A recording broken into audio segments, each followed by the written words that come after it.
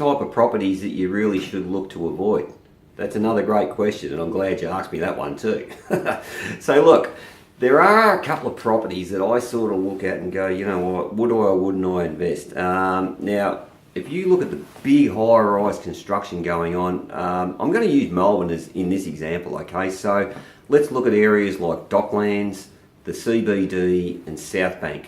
This is where you get those massive multi-storey towers being built, where they can build anywhere from, you know, 200 to 500, 600, 700 apartments in a specific building. Now, why would you want to stay away and avoid those types of construction and those types of investments generally? Because what's going to happen is this. Let's say you've gone and bought off the plan. It happened 3-4 years ago when they were doing the big marketing campaigns. A lot of that stock gets sold to overseas investors as well. Generally what happens, a lot of times that property is usually very highly priced. You may or may not be paying at the market money.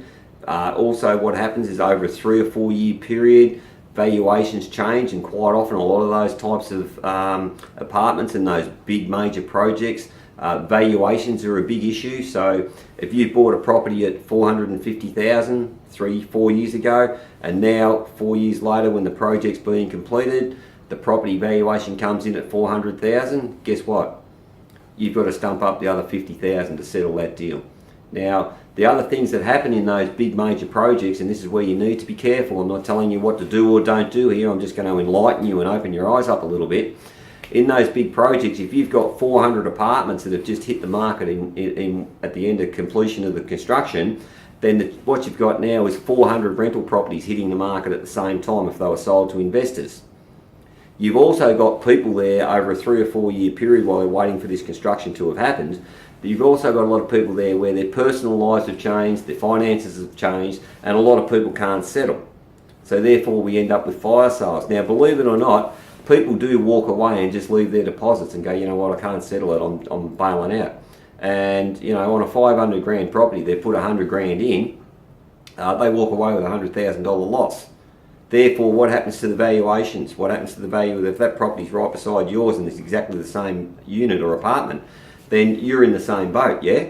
So that's where you need to be careful. But also from a property rental point of view, here's what happens again too. Because there's so many properties hitting the market all at one go, generally speaking too, it won't be just one project that's gone up in that location. If you look at Docklands, if you look at Southbank, if you look at the CBD, there's usually multiple dwellings. You just got to look at the cranes up in the sky.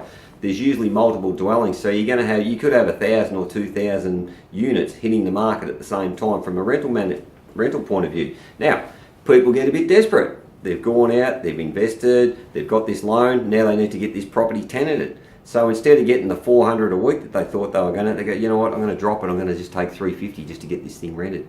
But then the guy beside goes, well listen, I'm not taking 350, I'll take 320.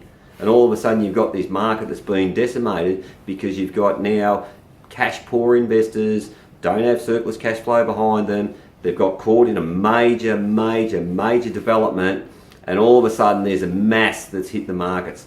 Give you an example, we had investors 5 years ago now, 2011 around about that time, we were over in South Yarra, Richmond in Melbourne, in a suburban Melbourne, you know, five or so k's from the CBD. Our investors were in way back. Now, if you go and have a look what's going on in those areas and those locations right now, there's been massive high-rise construction going on. There's been a mass flood of apartments into the market. Vacancy rates have really gone through the roof out there, you know, 6, 7, 8% vacancy rates. Rentals have dropped. People have dropped rent because they need to get these properties in. So look, I'm not actually sitting here telling you what to do or don't do. I'm just opening your eyes up to say, you know what, high-rise, big high-rise, multi-storey developments, basically they're the things that I don't really like. I don't really get involved in, me personally, and I don't really take any of my investors down that path either. Just something that we shy away from. There's big marketers out there who do this. They run seminars, they sell this stuff overseas, you know, big marketing campaigns. You know what, be a bit smarter, don't get caught up in that big flood out there and, you know, they're selling your hopes and dreams. I've actually seen building workers who have bought that type of property, and I've actually seen that they've lost 50 to 70,000 bucks buying that sort of stuff. And the sad part about a couple of those examples were that basically those people, they're not in a position to recover because they're in their 50s. They haven't got time to sell it and reload and get another property. They're stuck in their court, and now they've got to make up 50 to 70 grand in capital gains. Good luck.